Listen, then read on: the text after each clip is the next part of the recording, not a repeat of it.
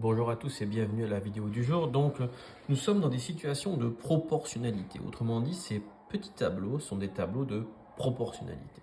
Alors évidemment, là, c'est un tableau de proportionnalité un petit peu bizarre, mais en fait, c'est juste pour voir le lien qu'il y a, le lien multiplicatif qu'il y a entre 20 et 60. En d'autres termes, je dois multiplier par combien pour passer de 20 à 60?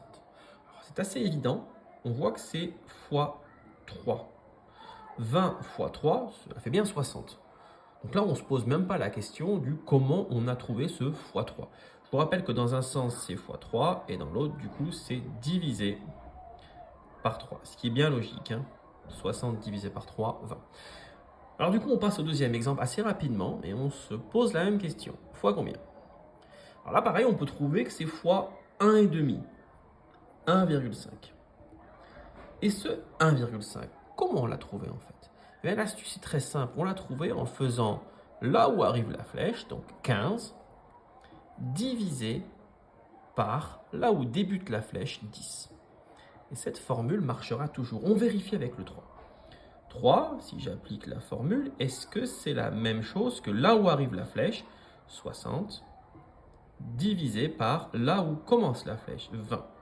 Et oui, fois 3, eh bien 3, c'est bien pareil que 60 divisé par 20 qui va faire au final 6 divisé par 2 qui va faire au final 3. On est bon. Donc cette formule, elle marche. Évidemment qu'elle marche. Eh bien on va s'en servir du coup. On va s'en servir pour passer de 5 à 7. On ne le voit pas trop là. 5 fois 2, ça fait 10. 5 fois 1,5, pas 7. Ça fait 7,5. Donc là, on va faire la même chose. On va mettre la flèche et on va se poser la question, fois combien? Fois là où arrive la flèche, donc 7, divisé par là où commence la flèche, 5. Alors 7 cinquièmes, c'est un nombre. C'est un nombre. On ne sait pas combien, mais c'est un nombre.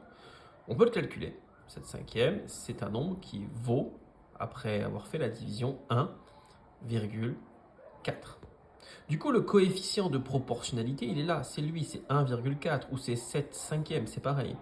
Il permet de passer de 5 à 7. On fait 5 fois 1,4 qui donne 7. Mais il permet aussi de trouver le nombre ici. Et il suffit de faire le calcul suivant, 8 fois 1,4. Ou, c'est pareil, 8 fois 7 cinquièmes. Moi, je préfère faire 8 fois 7 cinquièmes. 8 fois 7, 56. 56 divisé par 5. Vous voyez? 56 divisé par 5, ça fait 11, alors j'ai dit 56, donc c'est 11,2. C'est la même chose. Voilà.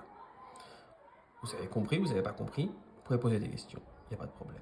Au revoir et à bientôt.